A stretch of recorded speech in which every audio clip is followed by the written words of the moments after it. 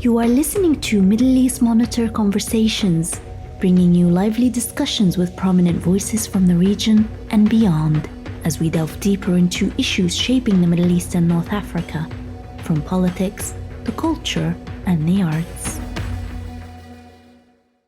So, Chris, I already know who you are. Everyone already knows who you are. So, we'll have your introduction after this video. Sure. So, Chris, getting straight into it, UNRWA provides crucial day-to-day assistance for the over 2 million Palestinians in the Gaza Strip. And right now they're suffering through a dire humanitarian catastrophe amidst the Israeli attacks. And since the start of this phase of the war also, Israel has repeatedly accused UNRWA employees of working for Hamas and proceeded to use that as justification to bomb and attack the organization's facilities across the Gaza Strip, which has resulted in displacing over hundreds and thousands of Palestinians again and again. And now the UK and the US are among the over 10 countries who have decided to suspend funding.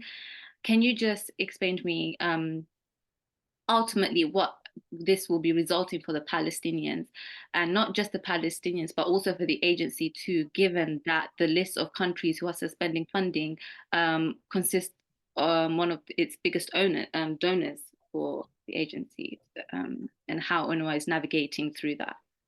Well, there are several aspects to your question. First of all, the people who will suffer most are those who are going to the food distribution centres, the mothers with their babies, the small children without parents perhaps, the wounded, the dying, the sick, the elderly, the disabled, and they won't get food, they won't get water, they won't get blankets, they won't get mattresses, the women won't get sanitary products. It'll just be a humiliation, and it's the poorest of the poor who will be humiliated in this way. And to be very clear, this is punitive.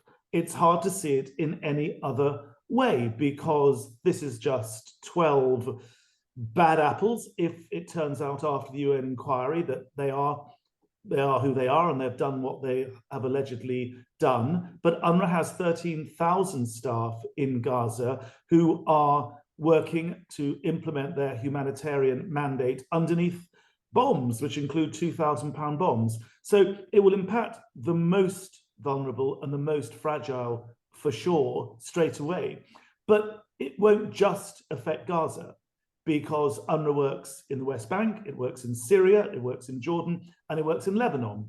So if this is going to be sustained, then it will be clear that other than UNRWA's emergency programs, which we're talking about in Gaza, but UNRWA also has emergency programs elsewhere, for example, in the West Bank, the occupied West Bank, where there are terrible humanitarian needs, largely or in large part because of the settler violence. You see settlers attacking Palestinians, and of course UNRWA, if they're refugees, needs to go in and help them too, and that number is also spiraling as we're seeing settlers going in with the full protection of the IDF, the Israeli army. So humanitarian services of UNRWA will also be threatened there. But apart from the humanitarian service, there's also what UNRWA calls its core services. So education, UNRWA educates well over 500,000 children in schools across the region every day. Primary health, so the health department, UNRWA has just under 150 primary health clinics, again, across the region, and relief and social services. So core services for the disabled, for people who are vulnerable, fragile, work with women, all sorts of programs for vulnerable people. Those programs ultimately will also suffer.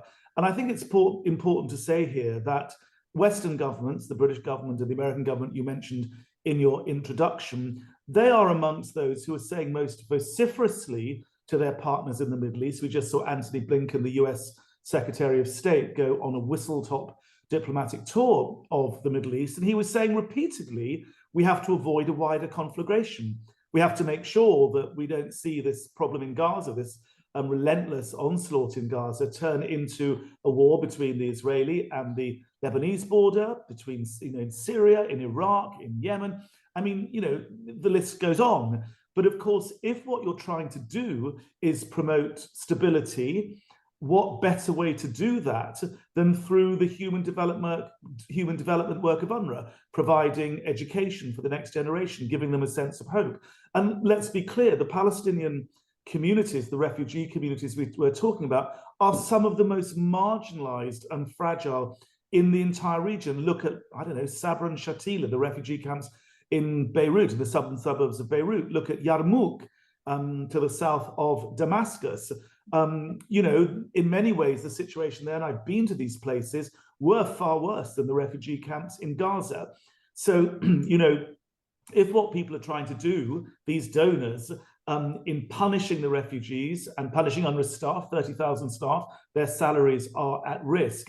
If what they're trying to do is create instability and isolation and anger, they're doing a very good job. And that's why I say they need to reverse this decision as quickly as possible, because history has shown that angry, desperate, isolated Palestine communities, refugee communities around the region, those on the border with Israel, for example, inevitably having these populations in a state of desperation, statelessness, and dispossession, that is inevitably going to produce trouble on the borders of Israel, the state which certainly America and Britain are trying to do so much to secure.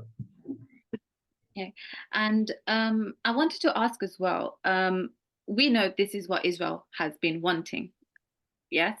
And so it's not new that it's Israel's years-long efforts to shut down UNRWA, and therefore has also repeatedly equated UNRWA staff and members to Hamas.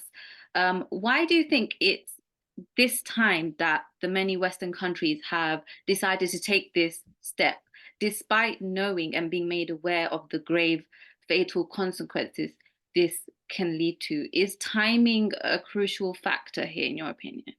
That's a really, really interesting question. I'm not sure I've got a very satisfactory answer, but certainly to be clear, Israeli political attacks and accusations against UNRWA always spike when there's an attack on Gaza.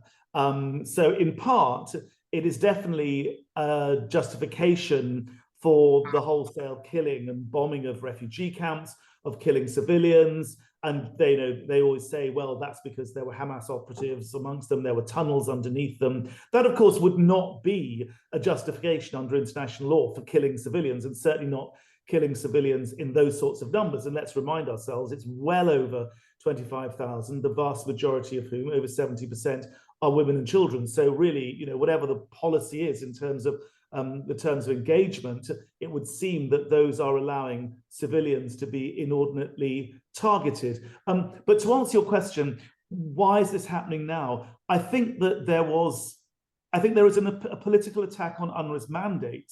And I think that's the case because, interestingly, when donors in the past have expressed dissatisfaction with UNRWA, well, they've never suspended aid quite like this, except the Trump administration in 2018. But that, I think, was just a sort of momentary insanity on behalf of the American administration that we saw quite regularly in other aspects of foreign policy under Donald Trump.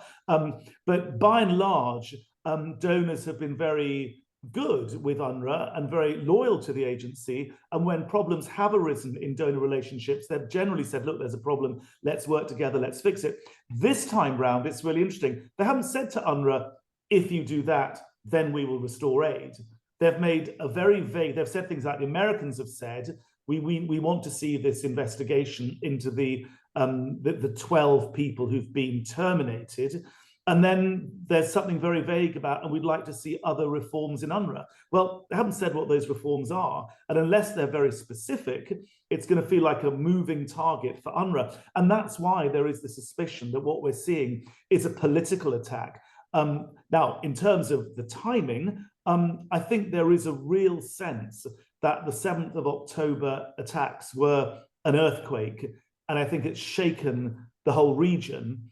And I think that not just the Israeli right, who of course have been insanely fascistic. We saw the meeting in Jerusalem on Monday where, 10, I believe it was members of the cabinet or the Knesset certainly, went to what looked like a kind of Nuremberg rally in which the most extraordinarily fascistic things were said, frankly, genocidal things at a time when the International Court of Justice has asked Israel, given Israel a month to report back on what it's doing to curtail genocidal practices. Here you have this sort of Nuremberg rally or Nuremberg-esque rally, I should say, in Jerusalem. But certainly there's a feeling, I think, among donors that on the positive side, I guess, depending where you stand on a two-state solution, there's a sense that we have to move the parties towards a two-state solution. And perhaps some people think that, threatening UNRWA and threatening aid to the Palestinian refugees is a way of really concentrating minds on the Arab side. But I think that's a miscalculation.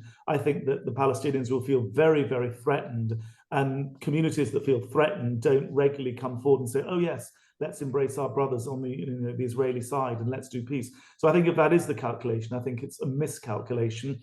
And I think that if the donors continue with this, I think you're very rapidly going to see serious instability in the camps. If UNRWA reduces services, there'll be more violence, there'll be more bitterness, and there's the risk of more 7th of October style attacks, which is the precise opposite of what the donors are trying to achieve. Okay, thank you for that. I wanted to talk about so we're hearing the neighboring Arab countries' response to, the Western countries suspending their funding. They're against it. They're calling these governments out. They're encouraging for the resumption of the funding. But should this be where the Arab countries limit their response, or what can they do now to sort of make up for what the suspension in funding can result in? I think that's a really interesting question, and I'm glad you put it, because I think that one of the things that this episode has highlighted is the vulnerability and the reliance on Western donors and the vulnerability that entails for UNRWA. So when when the vast majority of your donor base is Western, so Germany, 200 million euros, the Americans, $350+ million, you've got this sense in which that gives the West huge political leverage over the refugees, the refugee issue, the Palestinians, etc. And, I've been saying for a long time that what UNRWA needs to do is diversify and broaden the donor base, to put it, in that kind of donory language. And what that means is getting the Gulfies, getting the Arab world, getting the Islamic world to step forward and to fund UNRWA with greater generosity. So, just a figure here I've got down. In 2022, Saudi Arabia's oil revenues were $311 billion. Well, UNRWA's budget is 1.5, annual budget for everything is is 1.5 billion. That is 0.5% of Saudi Arabia's oil revenues. It's a no-brainer. And that's just one Arab country, right? Admittedly, the most oil rich. But the fact is that if the oil-bloated Gulfies, if that's not too rude a way of putting it, but if there's very wealthy, oil-rich Arab states wanted to solve UNRWA's financial problem and the current shortfall, they could do it in a heartbeat. And it really wouldn't cost them very much in terms of a percentage of their oil revenues. The whole of OPEC, for example, it would be 0.02 of their annual revenues in 2022. That's the latest figures I could get. The real problem, though, and this is an important consideration, is that for Arab states, they always argue that it was the Europeans, brackets the Germans, that did the Holocaust, that drove the Jews into Palestine, that displaced the Palestinians, drove them off their land, and therefore dealing with the consequences of that, i.e. the refugees and paying for UNRWA, is something which the Europeans should foot the bill for. Now, I think the counter-argument to that is that, sorry, Arab states, this is a Middle Eastern problem. You can't, so many years after the 1940s, carry on saying this is a European problem. That's a very stale argument. I think that it's important for the Arab states to realize that this is in their own backyard, not even in their own backyard, it's sort of in the front garden. You've got the potential for a war between Israel and Lebanon, a war between Iran and Israel. You've got increased tensions within Iraq, within Syria. You've got the Houthis in Yemen saying that they're looking very closely at what's going on in Gaza. So I don't think the Arab states can afford to say, oh, no, that's a Western problem. No, it's a Middle Eastern, it's an Arab problem, and they need to be seized of the matter, because let's be clear, we are risking a real upsurge in violence in the Middle East. We've already seen it. I mean, when people say, oh, we risk a Middle East war coming, I think you could argue there already is a Middle East war. You've got rockets flying backwards and forwards between Israel and Lebanon. You've got Israeli fighter jets flying over Lebanon. You've got this massive great war going on in Gaza. You've got this terrible unrest and Palestinians being killed in their droves in the West Bank. You've got Houthis shooting at